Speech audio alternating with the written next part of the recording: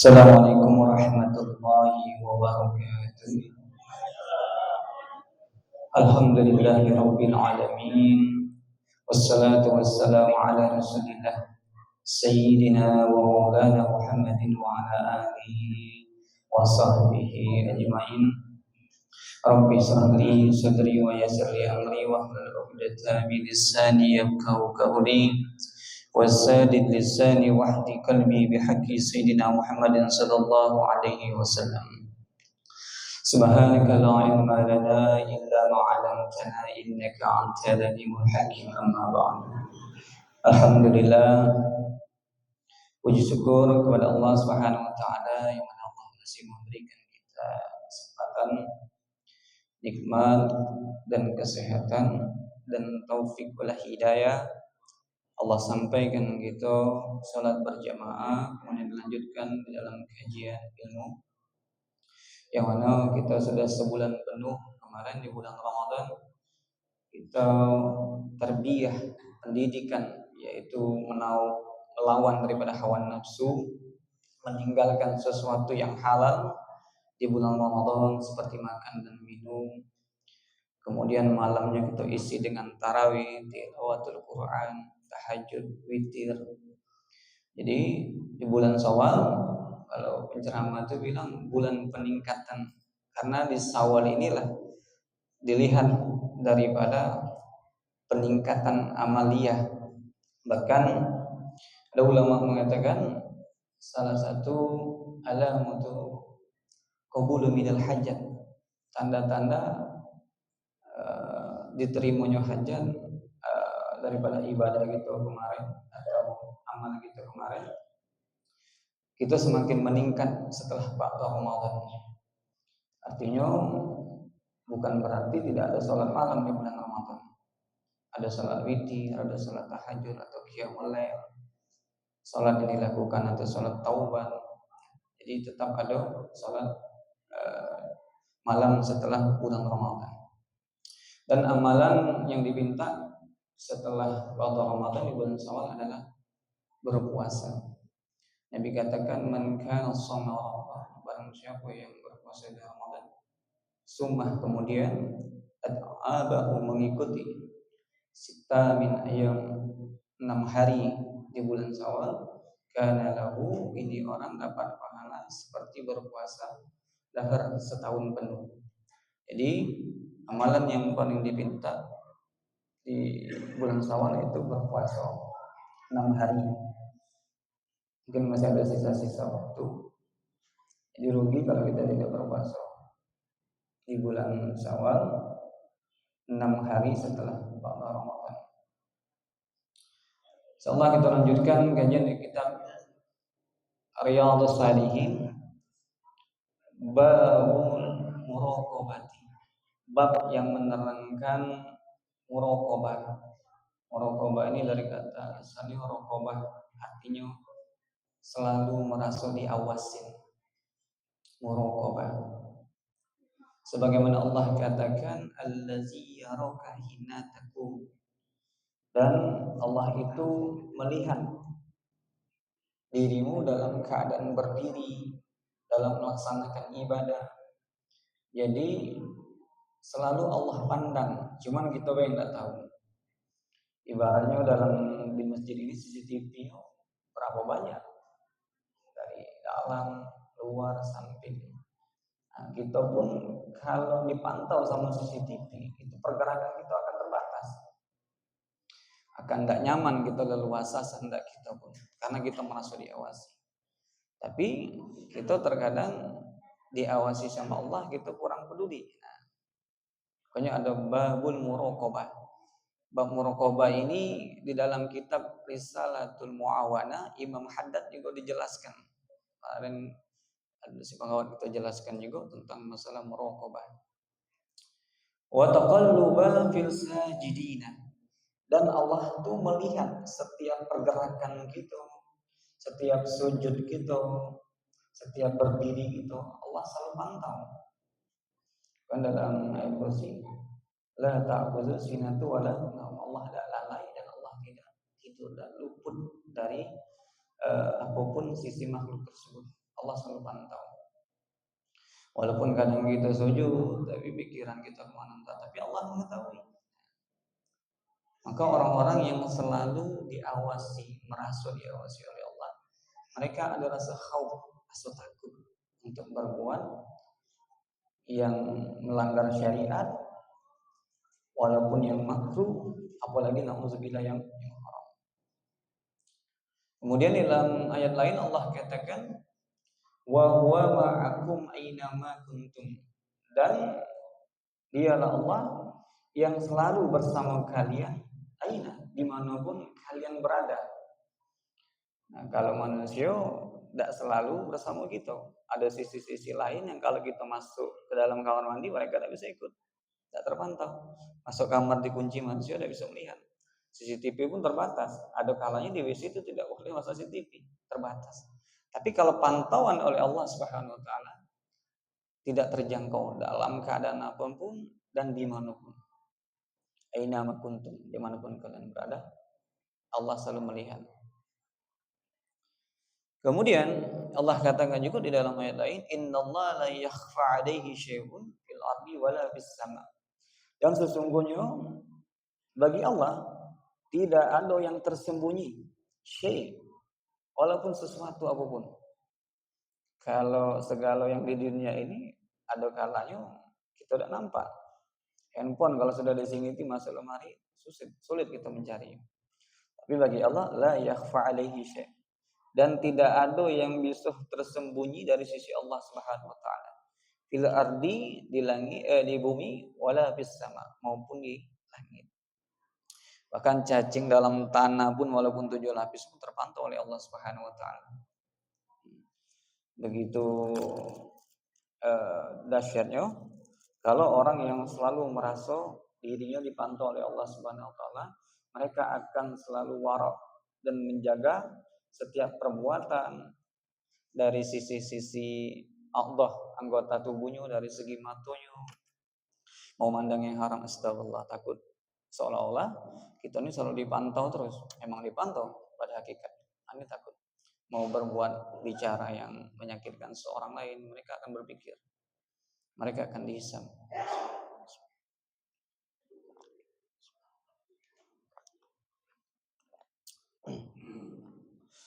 Kemudian di dalam ayat lain Allah katakan juga, inna rabbaka lama mirsadi, sesungguhnya Tuhanmu itu selalu mengawasi kalian dimanapun kalian berada. Ya'lamu kha'inatal a'yuni wa ma tukhfil sudur, dan Allah mengetahui mata-mata atau mata-mata bahasa gitu, mata-mata yang berkhianat. Allah tahu. Wa ma tukhfil sudur, dan apa-apa yang tersembunyi sudur di dalam hati kalian. Allah Maha mengetahui. Kadang matanya seperti kelihatan jujur tapi khainah itu berkhianat atau berbohong. Allah mengetahui. Ya'lamu, dari mata-mata orang yang berkhianat, Allah mengetahui. Jadi mungkin kita bisa mengelabui makhluk dengan fisik gitu, dengan perbuatan gitu, dengan lisan gitu. Tapi Allah tidak bisa dikelabui. Wa ma tukhfi sudur, dan apa-apa yang tersembunyi di dalam hati kita. Karena kata ulama kalau dalam kitab tasawuf, bahkan hati ini selalu dilintasi khotir. Khotir itu lintasan sampai 70 kali lintasan dalam satu harinya. Lintasan A, lintasan B, yang ahsan, yang su, yang baik maupun yang jelek, selalu ada lintasan.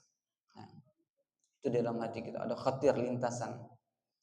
Maka setidaknya kalau lintasan itu datang, tepis astagfirullah ya Allah, langsung dibantah dalam hati kita, istighfar cepat kalau ada yang tidak baik. Jadi orang yang merasa diawasi oleh Allah Subhanahu wa taala, mereka akan takut untuk berbuat yang haram, yang makruh, apalagi yang melanggar syariat Allah Subhanahu wa taala.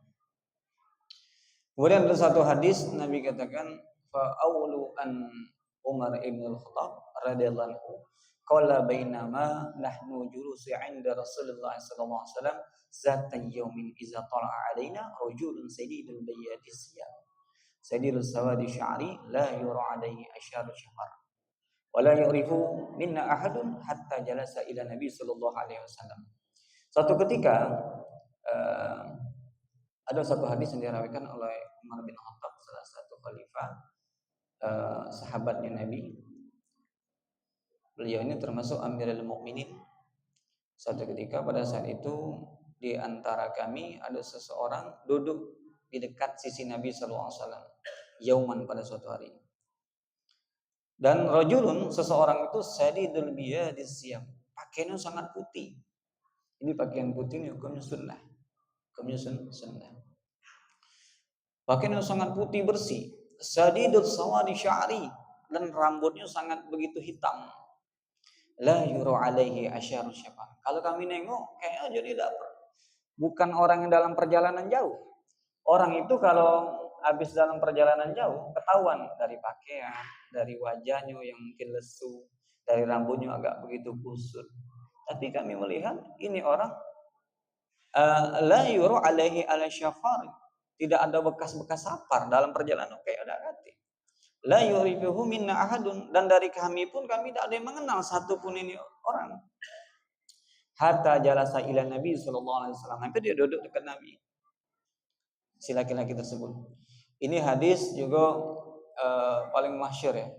Di dalam Arba'in dijelaskan juga, di dalam Irsadul Ibad dijelaskan juga hadis ini masyhur. Fa asnada rukbataini ila rukbataihi.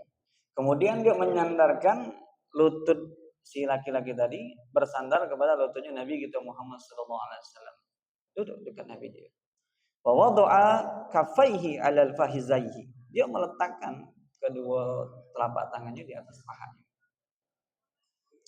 Waqala, kemudian si laki-laki yang baru datang tadi dengan pakaian yang putih bersih, rambutnya begitu hitam, tidak ada bekas syafar dan tidak ada yang mengenal satupun.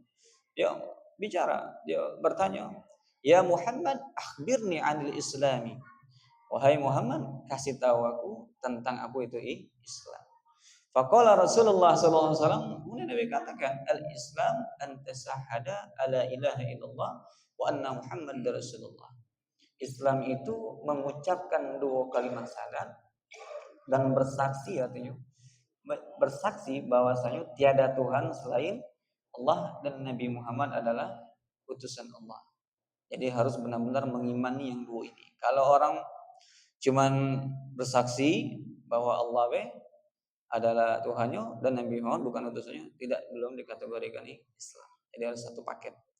Ini dijelaskan juga di Babul Iman, di dalam kitab Irsyad, di bab iman dijelaskan. Kemudian wa tuqimus sholata, dan mendirikan salat. Jadi Islam itu mendirikan salat, prioritas dalam Islam. Bahkan barang siapa yang meninggalkan salat amidan dengan sengaja bahwa kafir. Tapi ini hadis kita dicerna lagi, ditafsirkan lagi, atau kalau kita baca hadis dalam syarahnya, kalau dia beritikad meyakinkan sholat itu tidak wajib. Kalau cuma sekedar malas, minal kabair, hanya dosa besar, tidak sampai kafir. Nauzubillah. Di hadis itu tidak bisa kita telan teks itu secara mentah-mentah. Karena setiap Quran, setiap hadis ada kalimat yang tersurat dan tersirat. Ada yang secara lapas bisa dipahami, ada yang tidak bisa dipahami secara lapas. Teks harus butuh penjelasan penjabaran atau syarah atau hasiah kalau di dalam kitab-kitab. Jadi mendirikan sholat prioritas dalam Islam. Dan bahkan suatu hadis mengatakan al-awwal yuhasibu bihil abdu yaumal qiyamah sholat. Nanti yang pertama kali akan dihisab di sisi Allah di hari kiamat adalah sholat. Sedekah nanti, zakat nanti. Nah, kalau sholat tidak ada celah untuk meninggalkan. Kalau zakat wajib. Kapan wajib? Bagi yang mampu. Orang miskin tidak wajib zakat. Cuma kalau sholat tidak ada celah. Mau kaya, mau miskin, mau sehat, mau sakit. Selagi ada akal yang Allah berikan, tetap dihukumi wajib sholat. Tidak bisa berdiri, duduk. Tidak bisa duduk, muntaji, miring. Tidak bisa miring, terlentang. Tidak bisa bergerak sama sekali, pakai isyarat mata. Tidak bisa pakai isyarat mata di qalbi, di dalam hati. Saking tidak ada celah yang meninggalkan. Boleh tak meninggalkan salat? Boleh. Salah satunya gila. Kalau gila boleh, karena tidak ada akal. Bahkan di dalam kitab Sirah Nabawiyah Rahil Maktum itu di bab-bab akhir dijelaskan kitab Sirah itu ketika Nabi mau naza rohnya mau keluar dari jasadnya, Nabi itu bersiwa, siwa digigit oleh Aisyah, digigit. Kemudian Nabi bersiwa, Nabi katakan as-salah, as-salah, as-salah, salah samar. 3 kali Nabi katakan sebelum roh Nabi keluar. Saking pentingnya kedudukan sholat. Banyak kata ulama, perbaiki sholatmu, maka Allah akan perbaikan semua kehidupan. Saking begitu pentingnya sholat. Dan tadi kita jelaskan juga yang paling awal yang akan dihisab oleh Allah adalah sholat. Zakat bagi yang mampu, puasa ada kalanya tidak wajib seperti perempuan haid, tidak wajib puasa. Cuma wajib kodok. Orang yang dalam keadaan musafir, sakit yang berat, memang musakkonya berat, boleh tidak puasa. Cuma wajib kodok. Tapi untuk sholat tidak ada celah. Tidak ada air, boleh tayamum. Saking begitu pentingnya sholat dan tidak ada ilah itu alasan untuk tarkus sholat, meninggalkan sholat.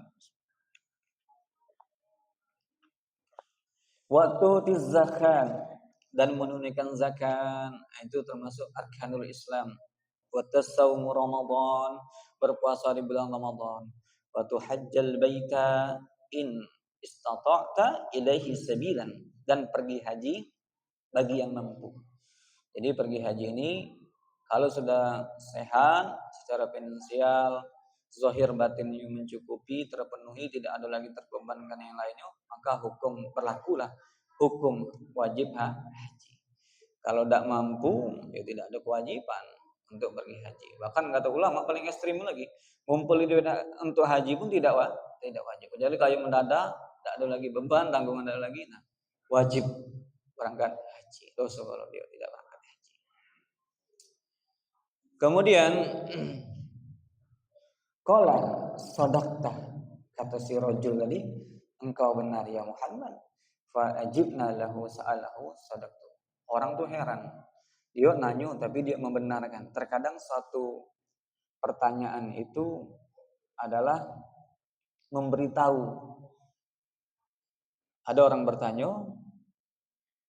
karena al-su'al nisful ilm. Soal itu adalah, pertanyaan itu adalah separuh daripada ilmu. Kadang si kok ini bertanya, yang lain dapat jawaban. Sampai segitunya.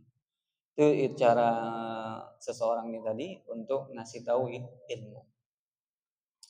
Kemudian dia bertanya lagi, qala si rajul tadi, fa akhbirni anil ihsan.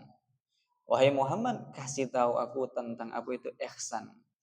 Ihsan itu artinya kebaikan. Qala, Nabi menjawab, an ta'budallaha ka'annaka tarahu fa in lam takun tarahu fa innahu yaraka. Engkau menyembah Allah, Nabi menjawab, ihsan itu adalah engkau menyembah Allah seolah-olah engkau melihat Allah. Jadi benar-benar khusyuk itu sholat. Kalau kita merasa kita melihat. Kita pun kalau kerja dipantau oleh bos kita, serius kita kerja, tidak main-main kita kerja.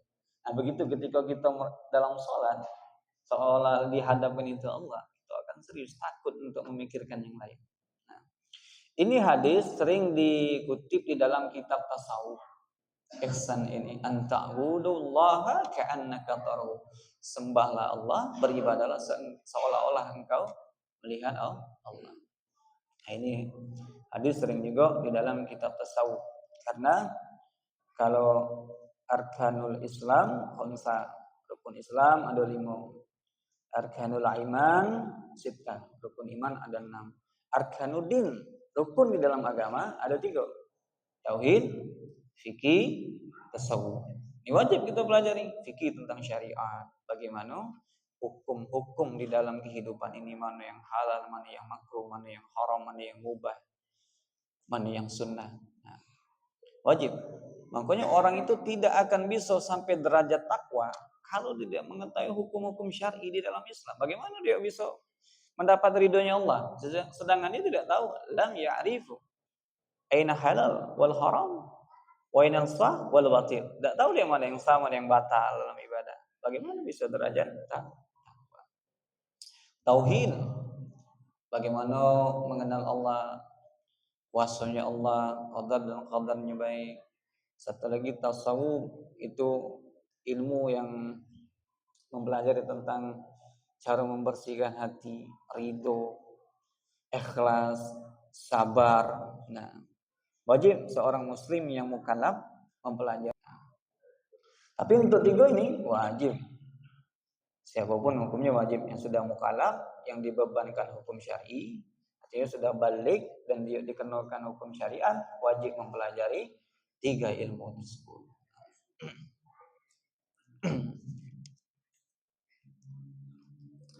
Kemudian fa'ilam takun tarahu, kalau engkau merasa tidak bisa melihatnya, fa'innahu yaraka, maka sesungguhnya rasakan seolah-olah engkau tuh lihat, dipantau oleh Allah.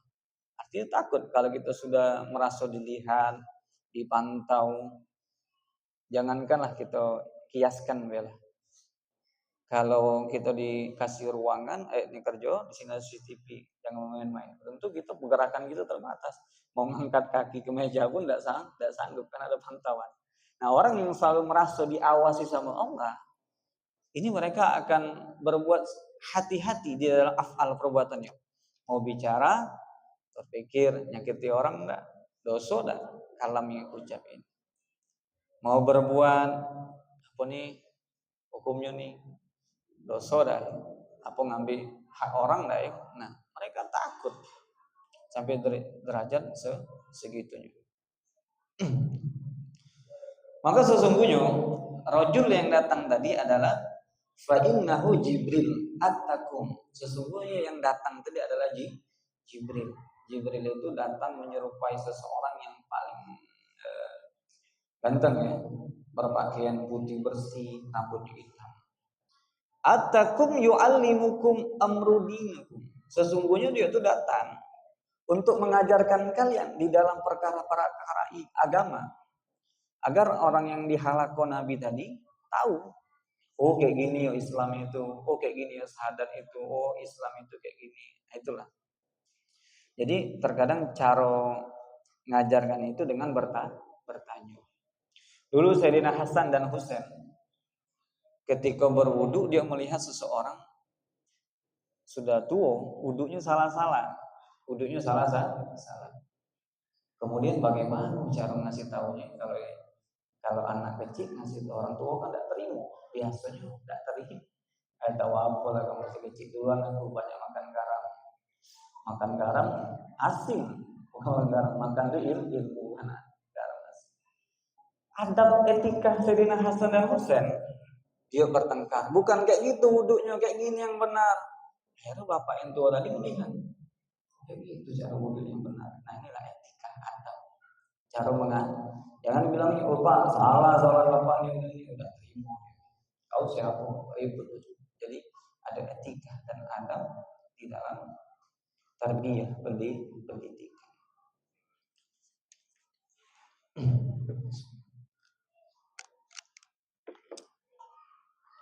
Asani, kemudian dalam satu hadis yang kedua, an Abi Zar Jundibi bin Junaid Abi Abdurrahman Mu'az bin Jabal.